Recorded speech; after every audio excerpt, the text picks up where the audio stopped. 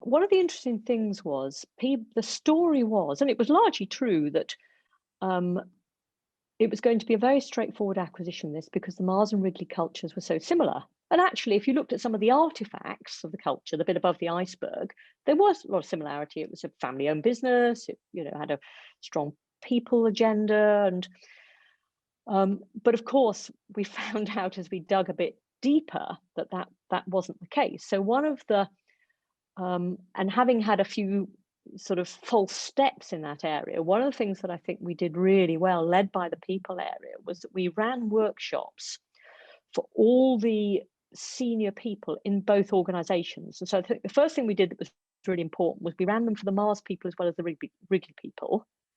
So it wasn't just we're just going to indoctrinate the new people. Everybody's got to change was the message, because we're all going to be different together. And so we ran for the top 500 senior people in the new total organization. We ran workshops and mixed people up together, just to, and the purpose of it was really just to talk about the organization. So it was so people could learn and understand and talk. And, we did exercise, it was a cultural shift workshop basically. And we did exercises like, what have you heard about Mars?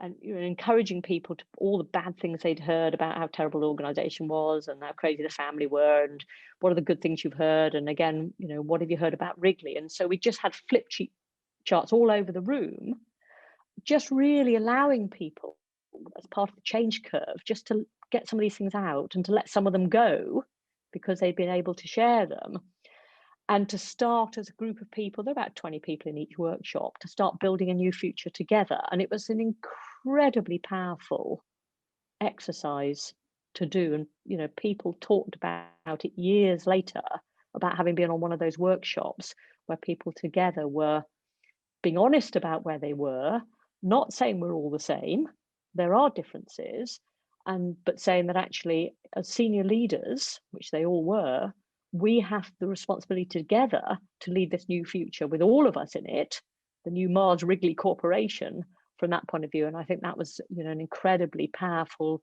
learning that I took from that as an important thing to do.